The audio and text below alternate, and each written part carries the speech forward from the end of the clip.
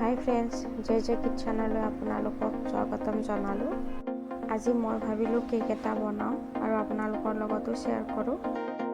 মই এই কাপকেইটাত গোটেইখিনি বস্তু ৰেডি কৰি লৈছোঁ।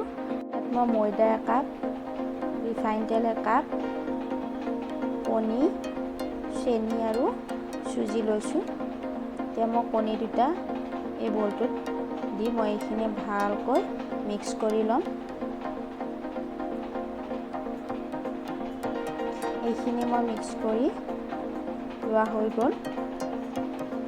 এতিয়া মই চুজিখিনি প্ৰথমতে দি এইখিনি ভালকৈ মিক্স কৰি ল'ম।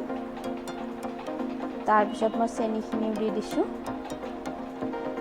মই অকণমান গাখীৰ দি এইখিনিও ভালদৰে মিক্স কৰি ল'ম।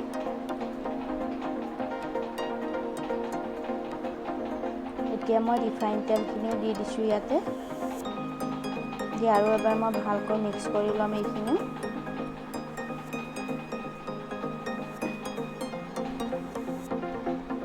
এইখিনি মিক্স কৰি লোৱা হ'ল।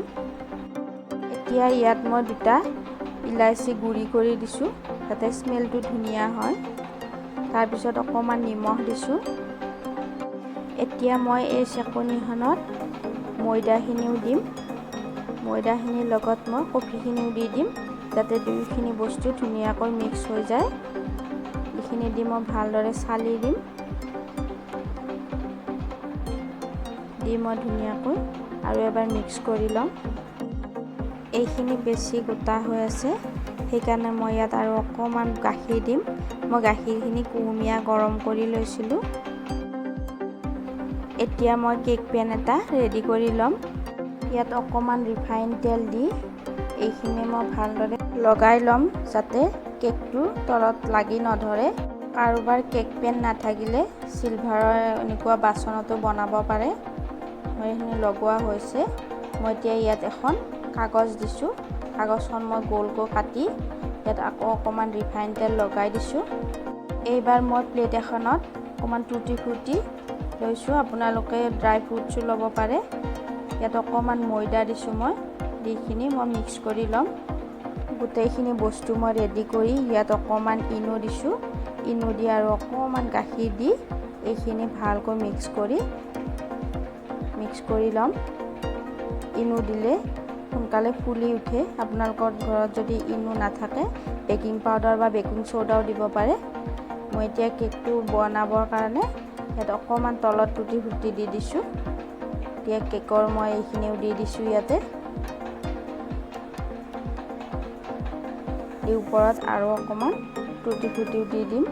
কেকটো বনাবৰ কাৰণে মই ৩-৪ মিনিটমান আগতে কেৰাহী এটা গেছত গৰম কৰি লৈছিলোঁ। তাত মই এডাল ষ্টেণ্ড আৰু অকণমান পানী কেকটো দি মই ঢাকনি এখন মাৰি দিছোঁ। কেকটো হওঁতে প্ৰায় 30 মিনিটমান সময় লাগে। মই 15 মিনিটমান সময় আগতে ঢাকনিখন গুচাই হাৰ্ট শ্বেপৰ কেইটামান বিস্কুট দি দিছোঁ যাতে দেখিবলৈ ধুনীয়া হয়। বিস্কুটকেইটা দি মই আৰু 15 মিনিট ঢাকনিখন মাৰি থৈছিলোঁ। এতিয়া সম্পূৰ্ণ 30 মিনিট সময় হৈছে। এতিয়া মই চুৰি এখনেৰে কেকটো হৈছে নে নাই এবাৰ চাম। কেকটো হৈছে। মই এতিয়া নমাই দিছোঁ। ভিডিঅ'টো চাই যদি ভাল লাগিছে তেনেহ'লে লাইক কৰি দিব আৰু আমাৰ চেনেলটো ছাবস্ক্ৰাইব কৰিবলৈ নাপাহৰিব।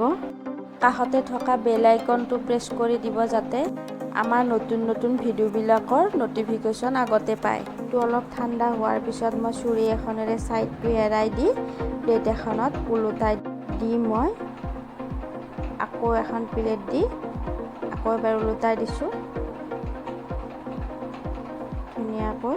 এতিয়া মই চুৰি এখনেৰে লাহে লাহে কাটি দেখাম আপোনালোকক কেকটো।